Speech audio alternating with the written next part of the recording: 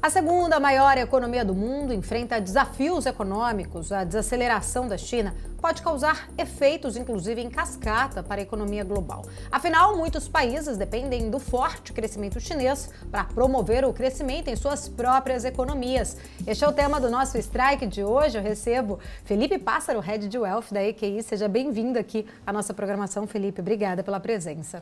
Obrigado, Paulo. É ótimo estar aqui com você, com todos que estão nos assistindo. Prazer falar com vocês. Obrigada. Felipe, eu queria entender um pouco da sua visão. Os últimos números da economia chinesa mostraram, acho que um crescimento menor, né, do que se esperava, a expectativa que se tinha justamente quando foram anunciadas ali as medidas, o fim das medidas de restrições do Covid. Havia uma expectativa muito grande em relação ao crescimento da China. Veio uma previsão de um PIB de 5%, mas a gente viu ali, né, principalmente os últimos dados, PIB, balança comercial, deflação. Queria entender, né, de fato, na sua visão, o que pode estar acontecendo com a economia chinesa. É um problema mais estrutural ou conjuntural? Perfeito, ótima pergunta. Realmente a China, nesse ano, né, a gente tinha uma expectativa, né, de um crescimento um pouco maior, né, do que eles vêm demonstrando.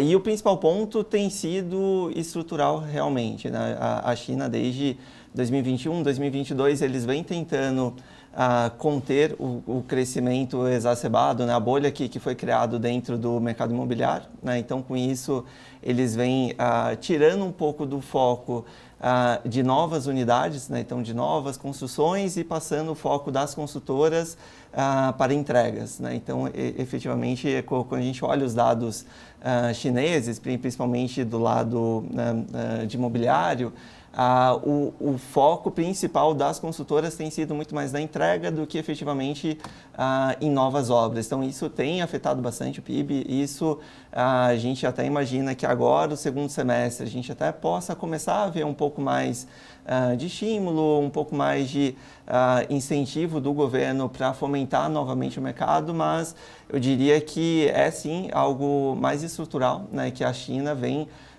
se propondo a reduzir, né, essa dependência do setor imobiliário. São vários pontos importantes que você trouxe, depois eu vou até me aprofundar em cada um deles, depois vou falar um pouquinho mais de setor também imobiliário por lá, porque é algo muito importante também para a gente entender, mas de uma forma em geral, a expectativa, por exemplo, assim, quando os dados de China vêm e acabam trazendo uma frustração para o mercado como um todo em relação a esse, né, crescimento não tão robusto como se previa ou como se esperava, a gente sabe que muitas economias estão interligadas, né, principalmente em relações comerciais com a China. Qual que é o impacto disso globalmente? E olhando também aí, né, para diversas economias, até mesmo os Estados Unidos, Brasil, quais são os impactos disso?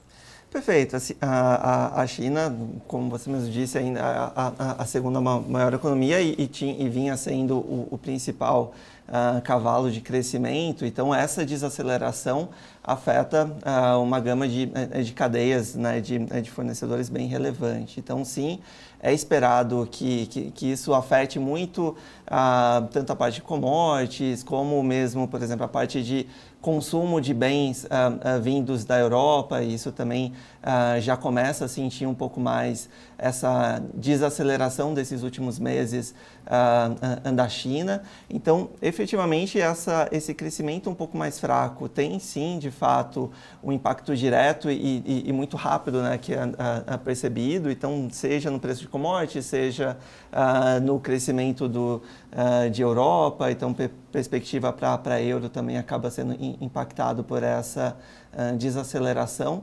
Então, sim, que no final do dia a China é sempre o comprador marginal desses bens, então por isso ele acaba sendo quem determina o preço. E um outro ponto também que eu acho que vale destacar é justamente da migração de capital, né, que antigamente sempre tinha a China como um dos principais destinos, e hoje em dia a gente já tem visto essa migração indo seja para o sul da Ásia, em países mais satélites, ou mesmo México, aqui na América Latina, enfim, também é um vetor que vem impulsionando essa redução desse crescimento chinês.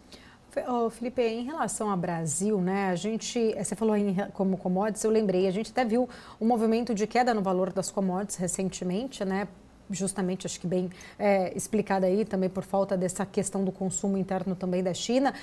O Brasil aí tem, acho que 1/3 da sua balança comercial ligada à China.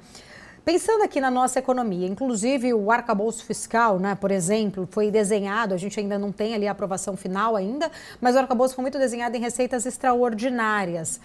A gente viveu, né, inclusive em outros governos do próprio PT, um boom das commodities que ajudou muito na angariar realmente essas receitas extraordinárias. Esse crescimento mais tímido de China agora pode impactar, inclusive, né, o nosso crescimento, o nosso equilíbrio fiscal, ficar muito contando, né, com essa expectativa em relação às commodities que a gente está vendo desvalorizadas agora?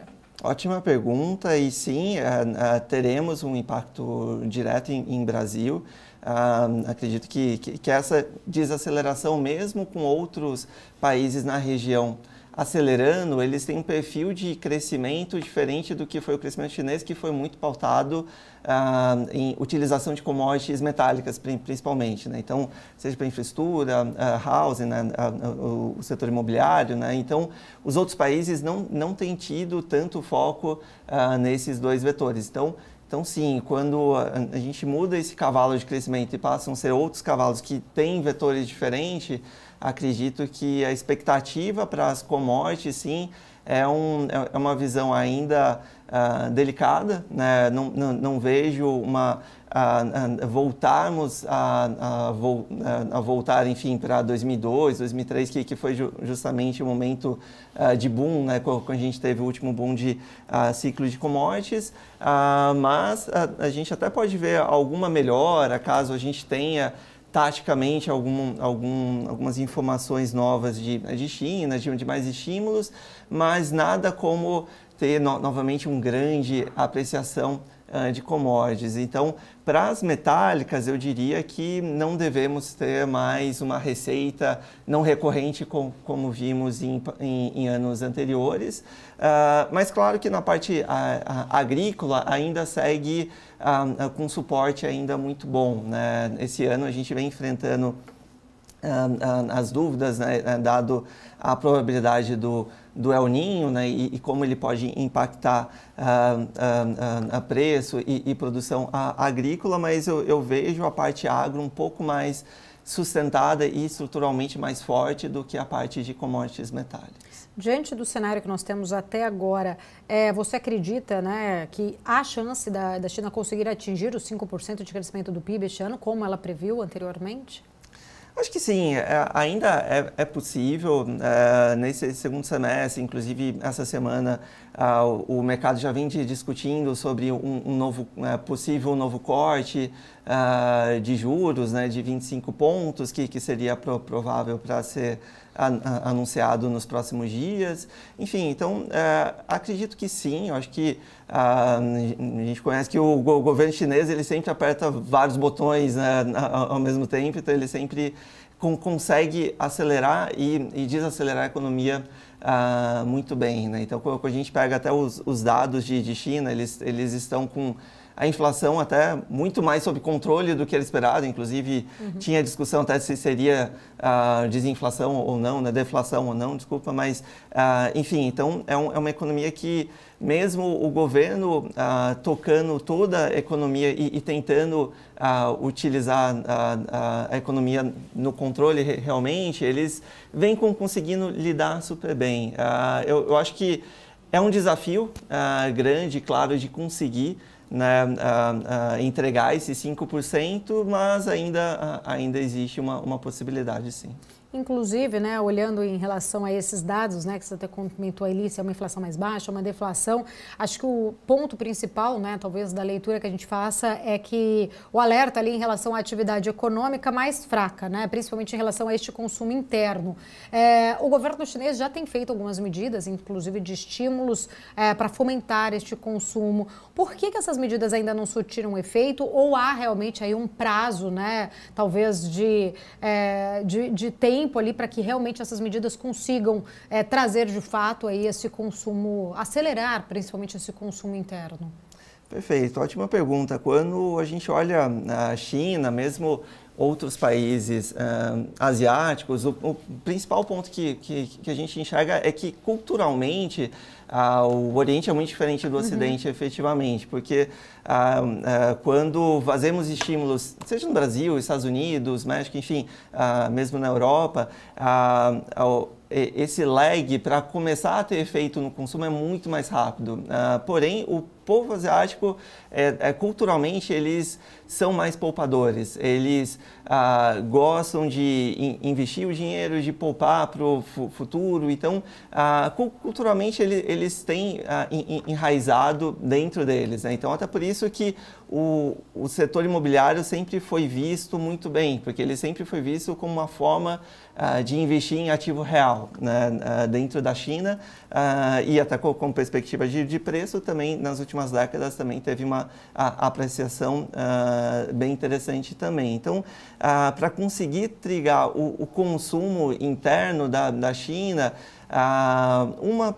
o principal ponto ainda depende muito o crescimento de massa salarial, de empregos, muito mais do que efetivamente consumir esse estoque de poupança, né, que a gente tem na China, que mesmo quando a gente compara com o Japão, né, que passou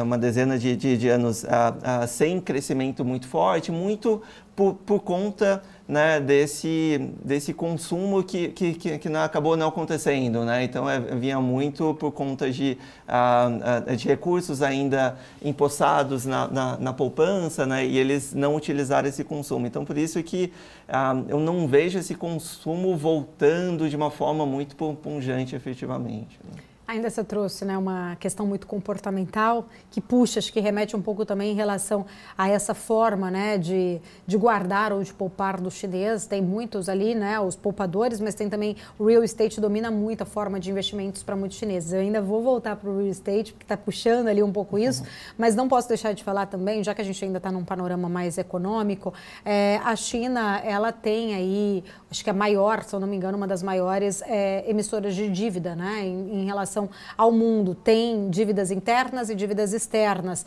E até estava lendo recentemente uma matéria que traz uma preocupação, primeiro olhando para a dívida interna, até de uma preocupação de um efeito dominó, por exemplo, de calotes internos de governos locais, né, que pegam ali muitas vezes empréstimos para construções de pontes, enfim, entrando um pouco mais na questão interna. Há também a dívida externa, muitos, né, acho que em torno ali de 1 trilhão de dólares emitidos para países que estão também sofrendo com as suas economias. Essa dívida, né, gigantesca aí, que tem crescido também, os dados mostram de forma mais acelerada. Quais efeitos que isso pode acabar, né, trazendo para o mundo? E a China ainda tem espaço para conseguir colocar mais, né, acho que auxílio ou emitir mais dívida para tentar fomentar este crescimento? Sim, é um ótimo ponto, porque é um problema, claro, da China, mas, como você mesmo colocou, diversos países vivem esse mesmo drama, né? De realmente, a gente já há alguns anos, o crescimento tem sido muito por conta desse estímulo monetário que a gente, as economias têm jogado, né, os bancos centrais têm impulsionado, né, essas economias. No caso chinês, ele sim é um grande player, né, dentro do mercado de dívidas, né, globais, mas quando a gente olha, inclusive, o apetite do investidor hoje em dia, até para mercados emergentes, tem sido bem positiva, né? Quando a gente pega os últimos meses, a performance de títulos de dívidas de mercados emergentes tem tido uma boa performance, né? Então, eu acho que o investidor ele ainda segue confortável ainda, mesmo com esse nível de alavancagem, não só de China, mas dos outros países também, mas eu vejo ainda um apetite dado o nível também de retorno que os investidores estão conseguindo nesse momento, né, de alta de juros globais. Então, dito isso, assim, que eu vejo é que o impulso principal da economia, sim, vai ser através de estímulo monetário, mas também ele pode vir no fiscal também, né? Como, enfim, com aporte direto do governo, mas também com monetário através de corte de juros, né? Eu acho que essa deve ser efetivamente o próximo passo, né, do governo para conseguir estimular um pouco mais essa economia também. Felipe, a gente fez até uma comparação, né, em relação a essa dívida que também, né, outros países têm. Não se sabe, até tentei fazer o dever de casa aqui para procurar ali um número exato. Só o que eu achei é o seguinte, não se tem ainda acho que um número exato em relação a essas dívidas, percentual PIB, mas o JP, né, JP Morgan fez uma estimativa em algo em torno de 282% do PIB anual. A média, né, se for levar em consideração a média dos demais países, é 256% e Estados Unidos é 257%. Do PIB, né? Olhando para as economias desenvolvidas do mundo, né? Apesar da China ser em desenvolvimento ainda. Mas a gente vê 282% da dívida PIB, enquanto uma média é 257%. O número é maior. O que distingue, no caso, a China da maioria destes outros países para que essa dívida aí tenha se acumulado, né, em relação à sua economia? Perfeito.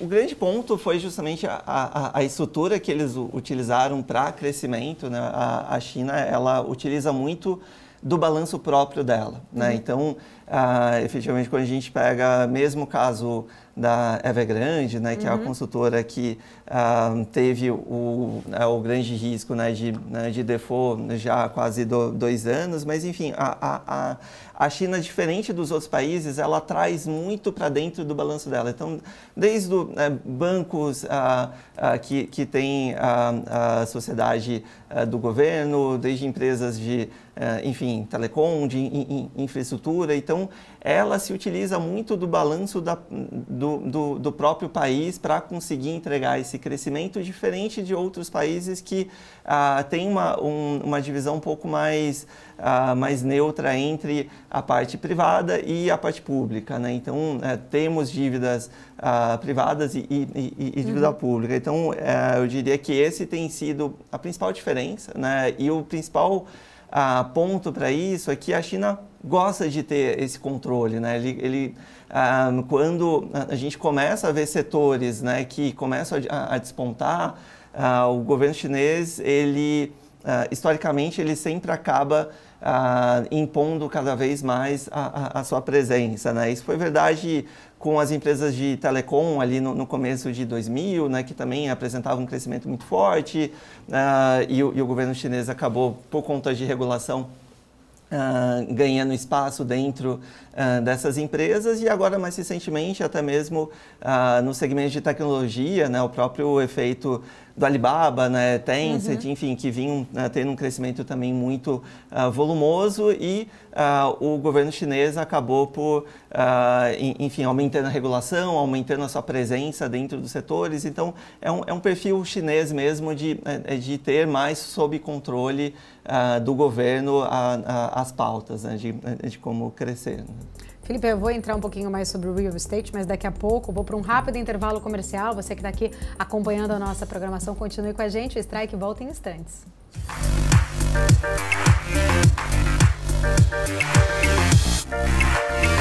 Estamos de volta aqui no Strike de hoje, falando mais sobre economia chinesa, falando com Felipe Pássaro, Head de Wealth da EQI. Felipe, estávamos aqui, né, falando no primeiro bloco bastante sobre os desafios econômicos em relação à China, e a todo momento acho que a gente chegava num ponto em relação ao setor imobiliário, que é um setor muito forte e importante, inclusive, para a economia chinesa, né? O setor que tem sofrido, na verdade, recentemente, alguns, né, foram até citados ali possibilidades de uma bolha, quando surgiu o caso de Evergrande. A gente sabe que tem ainda um número muito elevado em relação a construções. Eu achei aqui uma expectativa que traz aqui de 100 milhões de construções ainda vazias, sem ocupação. Mas a gente sabe também que há uma demanda, né? Porém, acho que não está tendo essa correlação entre demanda e oferta. Mas a gente sabe aí que são dezenas de incorporadoras que já também tomaram dinheiro emprestado, aí já entrando um pouco aqui no caso de Evergrande, né? Algumas aí em default, calotes. Eu queria entender um pouquinho da sua expectativa, principalmente, quais são os desafios que você enxerga para este setor especificamente, que é um setor pujante para a economia chinesa, para o crescimento dela?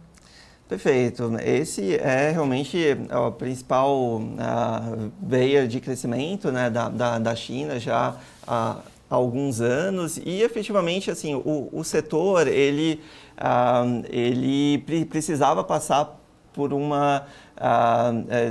processo de desinflar, né? Então, efetivamente, as empresas vinham contratando muitas dívidas, crescendo em regiões que a demanda não estava ali. Então, efetivamente, ele só buscava esse crescimento, porque ele buscava essa dívida, terminava as obras, mas efetivamente ele não conseguia ter uma demanda estrutural, né, nessas cidades. Então, o que foi feito nesses últimos 18 meses, 24 meses pelo governo tem sido justamente para buscar uma forma de frear esse crescimento dessas empresas, o que acaba, como já dissemos, freando também esse crescimento do país como um todo, mas de certa forma sem prejudicar a população que comprou esses imóveis ou mesmo os detentores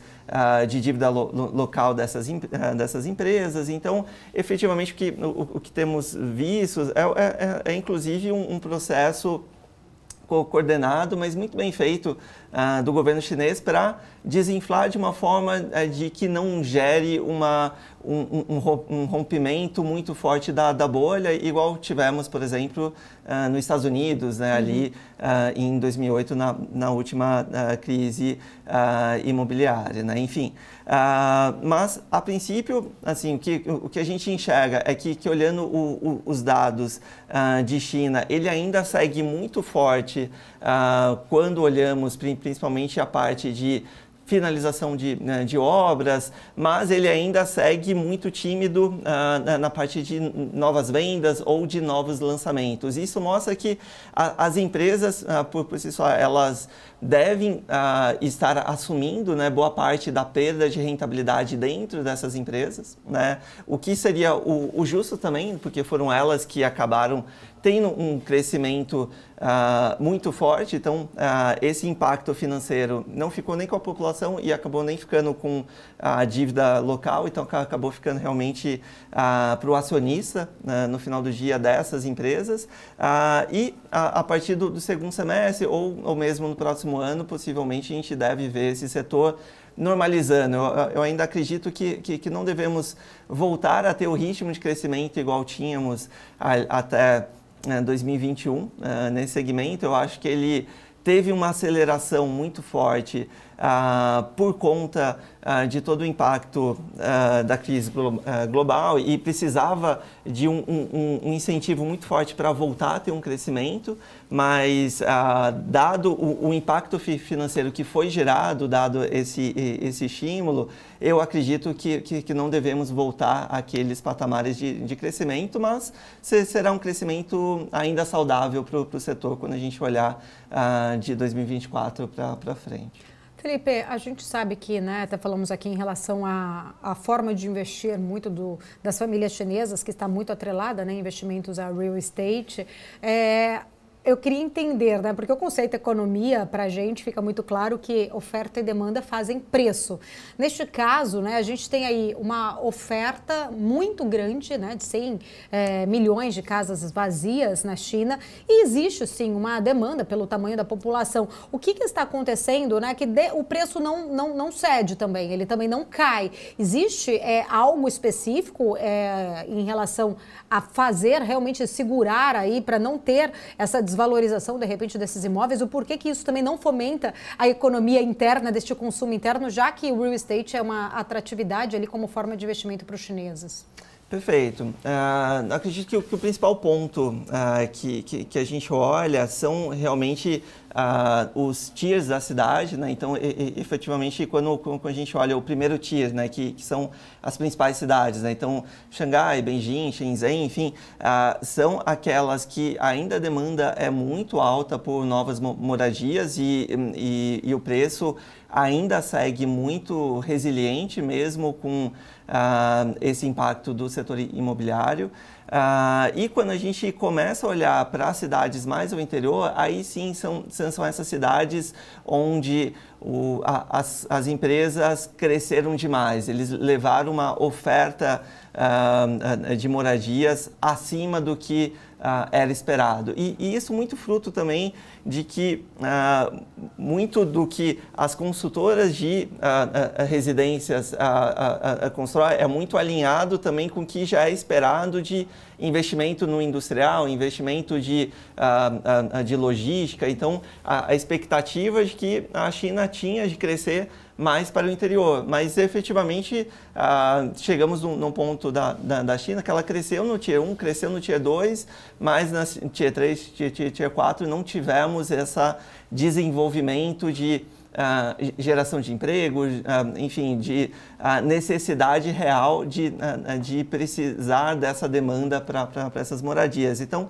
nessas regiões, eu até acredito que o preço em si dessas residências não deverão ter uma valorização, né? Eu acho que isso é bem compactuado até mesmo com os próprios, com a própria população, né, que vem investindo ou não. Então, essa parte da população compra mais como fruto de moradia mesmo e não para investimento. E na Tier 1 e Tier 2, um pouco, a gente ainda vê um certo nível de foco de olhar o imóvel ainda bastante como investimento. E nesse caso, é sempre bom lembrar também que ao longo dos últimos anos, o governo também ele estipulou várias regras, né? Então, um chinês só poderia comprar algumas moradias sobre o mesmo nome, até por isso tivemos alguns casos de famílias onde o marido ou a esposa compravam um imóvel, enfim. Então, tiveram várias regras para tentar impedir uma bolha de preço. Então, eu diria que essa neutralidade de preço, na visão do chinês, já passa a ser, na verdade, como um ganho real para eles também, esse preço neutro, né? Esse preço sem valorização nos imóveis. Felipe, olhando para os desafios econômicos, né, uma previsão de crescimento em 2023 de 5%, olhando 2021, a China alcançou ali a máxima de uma década, né, cresceu 8%, 8,1%, e foi ali, né, durante a pandemia, se a gente for levar em consideração, né, foi um crescimento significativo em 2021. Eu queria entender, né, um pouco da tua visão, essas construções, esse boom que esteve, né, teve bastante do setor imobiliário, de certa forma, isso não pôde talvez ser, talvez ter um impacto artificialmente, inflacionar artificialmente o PIB para ter tido essa alta em 2021 e agora a gente vê que é um setor mais fragilizado e a China não consegue ter essa mesma perspectiva de crescimento? Ótimo ponto, sim, eu acho que isso sim, né, efetivamente, eu acho que a dificuldade, né, chinesa é que ela não consegue se desvencilhar, né, dessa dependência, né, mas sim, efetivamente a gente teve um ciclo, né, que agora ele, depois desses últimos 2 anos, começa a se reverter. Mas estruturalmente eu não vejo uma forma efetiva da pizza, né, do PIB ser alterado, né, assim, um prazo de 5, 10 anos. Né. Qual o impacto para o minério que você enxerga principalmente com esse, né, crescimento menor e olhando mais para essa questão da construção também do setor como um todo?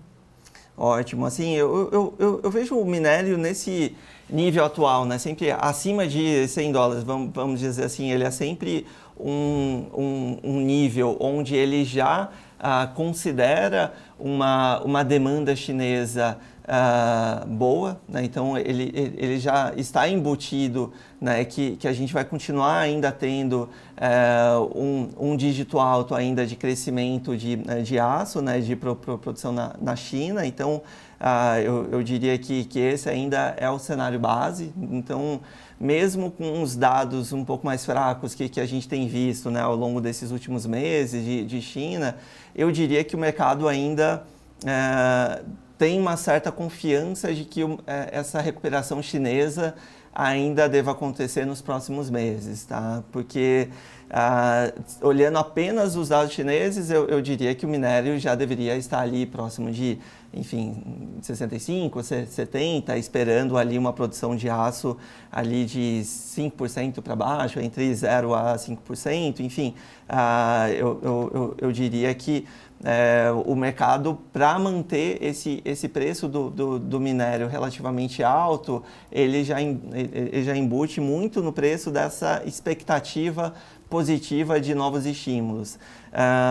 Eu ainda gosto ainda do setor. Eu acho que, assim, quando a gente pega nesse nível de preço, quando a gente traz isso para as empresas, né, para as mineradoras, é um nível de preço de minério super saudável. Então, que efetivamente faz com que, por exemplo, empresas igual a Vale aqui no Brasil, né, que favorecem empresas de maior qualidade do minério e acaba pegando a Vale em cheio também. Então, por conta disso, evita com que as siderúrgicas chinesas busquem ali o minério de menor qualidade, né, que muito produzido ali na Ásia, e faz com que a Vale continue gerando ainda um fluxo de caixa bem positivo e com pagamentos de dividendos também bastante relevantes. Olhando para o minério, não só, né, além da construção, a gente também tem um impacto, acho que menor em relação à demanda por chips também, né, que é um dos componentes ali utilizados. Essa desaceleração global, de alguma forma, ela acaba também impactando o minério por este lado, mas também em relação a esta demanda menor, ou o que pesa muito, talvez, para o minério seja mais esse consumo mesmo da construção? Sim, claro que demanda sempre positiva, né, para a commodity, né, de forma geral, mas o principal consumo vem efetivamente de infraestrutura, né, e de residencial, né? Então, eu diria que são os dois principais vetores, mesmo tanto para minério de ferro, aço, enfim, esses são os dois principais vetores mesmo de crescimento para eles. E como você vê o petróleo, já que estamos falando um pouco de commodities aqui, né, a gente sabe exatamente que também a economia mais fraca, um desaquecimento, vamos dizer assim, isso tem, né, uma demanda menor pelo petróleo. Qual que é a sua visão em relação aos impactos de China para a commodity? Ótimo ponto. Assim, no caso de petróleo, até quebrando um pouco mais entre curto prazo, né, e mais longo prazo no estrutural, eu vejo o petróleo ainda no longo prazo com uma visão mais negativa, né? Acho que a mudança de matriz, né, de necessidade de petróleo efetivamente deve vir reduzindo da mesma magnitude que já temos visto, né? Então, por conta disso, não necessitaríamos mais de uma produção tão alta de petróleo, o que tem sido contrabalanceado com a redução de oferta também, né, com os cortes que temos visto de petróleo mais recentemente, e também principalmente pelo não investimento, né, das empresas petroleiras em novas capacidades, né? Então, por conta disso, a gente tem visto, então, o petróleo ficar numa dinâmica bastante saudável ali ao redor de 65, 80 dólares, né, o barril, e tem ficado nessa dinâmica ainda, que é um patamar bastante saudável, né? Claro que a gente ainda vivencia, né, a guerra de Rússia e Ucrânia, acaba afetando, Teremos daqui a pouco também um pouco mais de influência sobre as novas eleições nos Estados Unidos e como isso vai acabar impactando ou não o relacionamento do Ocidente com a Rússia e Ucrânia, mas enfim, a nossa visão dessa China crescendo um pouco menos, claro que traz um impacto maior dentro de petróleo, mas eu diria que assim, dentro de todas as commodities, eu diria que o impacto da China e especificamente sobre o petróleo não é tão significativo igual a China tem esse impacto para as commodities metálicas, né? Mas mesmo assim, um crescimento mais fraco de China faz com que fique cada vez mais difícil do petróleo romper ali os 75 ou 80 dólares, né? Falando um pouco em relação, né, dos chips, eu lembrei de uma questão mais de tecnologia. A gente viu até recentemente, né, no meio ali, acho que de uma tensão que parece estar um pouco mais controlada, enfim, entre Estados Unidos e China, aquela questão dos semicondutores de Taiwan, e que depois, né, também a gente viu algum movimento de algumas empresas americanas saindo da China. Especificamente, a Apple divulgou recentemente, né, a Apple que tem ali, acabou encontrando, indo mais para a Índia, está colocando apostas, inclusive ali de um crescimento maior pelo consumo da Índia e também, né, trazendo mais a produção por lá. Você acredita que a China pode enfrentar, não só, eu estou citando o exemplo de Apple, mas né, como um gancho aqui, mas esse movimento, né, de algumas empresas mais americanas deixarem a China, migrando para outros locais, ou nearshore, mas né, talvez não só nearshore, mas como a própria Índia ali como uma opção por conta dessa grande preocupação que se tinha dessa tensão geopolítica? Perfeito. Assim, eu acho que isso, atualmente, esse é o principal risco, né, de China. Claro que quando a gente olha os números ainda, eles refletem pouco, né, esse impacto de menor investimento na China, vis-à-vis esse investimento migrando para a Índia, Vietnã, que a gente tem visto bastante também, ou mesmo México, né, aqui um pouco mais para o Ocidente. Mas quando a gente olha estruturalmente ao longo de 10, 15 anos, esse impacto sim será bem relevante estruturalmente no crescimento chinês. Porque a gente sabe que grande parte desse pulmão que a China teve para conseguir ter esse crescimento foi justamente de oferecer, né, ao mundo uma mão de obra mais barata, depois era uma mão de obra até que no mesmo preço, mas era um pouco mais qualificada do que no restante do mundo, e hoje em dia eles já começam a perder cada vez mais essa frente de novos investimentos. Então eu diria que sim, eu vejo os outros países, né, com certas dificuldades internas para conseguirem estabilizar, né, de forma estrutural esse crescimento no curto prazo. Então, por exemplo, no caso da Índia, que tem inclusive uma população tão grande quanto a China, mas existe uma divisão muito grande, né, de castas, de partidos políticos. Então, com isso faz com que gere muita improdutividade, dificulte muito um plano nacional para conseguir pegar e trazer esses investimentos e crescer de uma forma tão ordenada como a China fez, né? Mas sim, ele provavelmente em algum momento que ele consiga, né, estruturar, e esse governo novo indiano, desculpa, tem feito um bom trabalho de trazer mais digitalização da economia, de conseguir trazer esses novos investimentos, como você bem mencionou, Paulo, sobre a Apple. Eles estão, assim, em todas as conferências de resultado, eles mencionam como esse mercado que era muito pouco acessado pela Apple, e eles esperam um crescimento bem significativo, e eles trazem junto com eles toda a gama de fornecedores também, então é um impacto bem relevante, sim. Então eu diria que numa janela até 5 anos, talvez seja imperceptível essa redução de entrada de novos investimentos na China, e talvez não seja esse o motivo que o crescimento será menor, mas numa janela um pouco mais longa, efetivamente, eu acho que estruturalmente é um grande risco, né, da China, e a relação com os Estados Unidos ainda segue conturbada, né? Acho que ela começou a ter um pouco mais de atrito no governo Trump, né?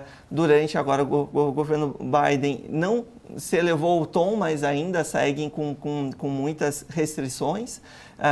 E agora, num próximo governo, seja ele democrata ou republicano, eu acho que a pauta ainda segue a mesma, né? Então, quando a gente escuta e conversa com os congressistas americanos, todos eles, independente se for liberal, democrata ou republicano, acho que reduzir essa dependência com a China, eu acho que segue ainda como uma pauta bem relevante. Ô Felipe, inclusive, né, o crescimento da China ele foi muito impulsionado nos últimos anos e décadas até pela mão de obra que era mais barata, né? Era muito mais viável para muitas economias comprar já o produto pronto por conta da mão de obra e que com isso, né, era um custo menor. Porém, a gente viu que também foi mudando, né, o valor do salário foi mudando por lá. Só que tem uma questão também que me chama muita atenção, que é essa questão mais demográfica, até porque nos últimos dados, nas últimas pesquisas, vimos ali o setor produtivo muito impactado, os jovens mais ainda, no desemprego. A gente tem uma taxa, isso não é também só uma questão de China, né? Outros países têm passado pela essa mesma questão demográfica do estreitamento, talvez, da base da pirâmide, né? A gente tem ali uma população envelhecendo, uma taxa de natalidade menor e a gente tem ali um número de trabalhadores mais, talvez, concentrados, né? Ali diminuindo e essa população economicamente ativa diminuindo também, envelhecendo, né? Pressionando até serviços de previdência social. Isso acho que é um problema até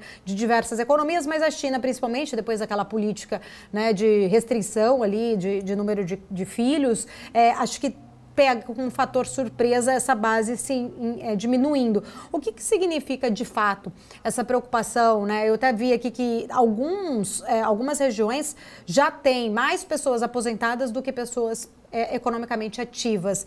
Isso, de certa forma, impacta aquela ambição antiga de China de até 2030 ou 35, se eu não me engano, passar os Estados Unidos se tornar a maior economia do mundo? Isso ainda é viável ou já está mais distante? É uma ótima pergunta. Assim, o mercado sempre tem uma frase que é muito boa de nunca investir contra os Estados Unidos, né? Eu sigo bem essa linha. Eu acho que é sempre um país muito difícil de acreditar que os Estados Unidos vão perder a dominância tão cedo, né? Eu acho que esse gargalo que a China vem enfrentando agora é bem relevante. Eu acho que aquele patamar de crescimento que eles tinham ficou para trás, né? Claro que eles ainda vão manter um crescimento saudável ali, próximo de 4%, 5%, ainda é um nível ainda de crescimento muito bom, muito acelerado para qualquer economia, mas diferente do que eles vinham crescendo e muito por conta do bônus da população, né? Efetivamente, bônus demográfico. A China aproveitou muito bem esse processo, mas agora, efetivamente, ele vai custar mais para a economia do que efetivamente vai gerar um crescimento maior, né? Então, muito do que a gente acompanha de Europa, principalmente, né, que sofre com isso, é por conta disso, que a população não consegue se aposentar tão cedo. Ela não vai ter uma previdência pública na China, então, por isso, ela precisa passar a idade dela ativa, poupando, guardando esse recurso em investimentos, como a gente já comentou também. Então, sim, eu acho que assim, os principais pontos assim, chineses começam esses pilares, eles começam a chacoalhar um pouco mais, né? Então, efetivamente, são dúvidas, né, que pairam ainda na economia chinesa. Eu acho que ela ainda continua sendo muito relevante e para o novo principal crescimento que a gente deve ter em todas as economias, na parte de tecnologia, a China ainda vai ter um posicionamento muito à frente também. Então, quando a gente pega o próprio AI, que a gente vê com bons olhos crescendo, muito disso passa pelos fornecedores chineses também. Então, ela ainda está muito bem posicionada para o esse novo crescimento que deve acontecer nas próximas décadas. Mas, mesmo assim, reforço o ponto que deve ficar mais nesse patamar de 4%, 5% de crescimento do que voltar para aquele crescimento antigo. Né? Felipe, só para a gente encerrar, na última questão, a gente já trouxe aí um pouco dessa questão demográfica, da população economicamente ativa. Se o crescimento não vem, talvez, tão robusto pela parte ali do mercado, vamos dizer assim, né, dessa fomentação da economia, o modelo muito também usado da expansão da economia chinesa vem muito via governo. Qual que deve ser a solução, então, para a economia chinesa, na sua visão? Pois é, na verdade o Xi não tem um trabalho fácil pela frente, né? Assim, o que a gente vê é que eles vão ter que, na minha visão, eles deveriam buscar um pouco mais o incentivo da iniciativa privada, né? Trazer esses investimentos novamente para a China, mas sabemos que não é o caminho que eles vão seguir, né? Mas, na minha visão, seria justamente o que faria com que a China conseguiria manter esse crescimento, que é justamente o motivo que os Estados Unidos em si consegue manter esse crescimento já há tantas décadas e se manter, né, no topo das economias por conta dessa parceria público-privada que eles têm construído e um alicerce muito sólido. Mas a China, se eles quiserem continuar ainda com essa visão muito dependente do setor público, a gente entende que ano após ano eles ficam mais improdutivos, ano após ano esse investimento fica mais difícil de conseguir chegar esse investimento aonde é necessário, né? Então, cidades fantasma foram criadas por conta disso, né? Porque justamente não conseguiram conter, né, esse crescimento sem essa visão mais detalhista que a iniciativa privada acaba trazendo, tá? Mas efetivamente eu acho que a missão é bem complicada do governo chinês. Maravilha. Felipe, quero agradecer, o tempo passou rápido, conversa boa. Obrigada, prazer recebê-lo aqui. Obrigado, Paula, é ótimo estar aqui com vocês. Obrigada. Conversei com o Felipe Pássaro, Head de Wealth da EQI. Falamos aqui bastante sobre China, o Strike de hoje fica por aqui. Obrigada pela sua companhia, nos vemos na semana que vem. Até lá, tchau, tchau.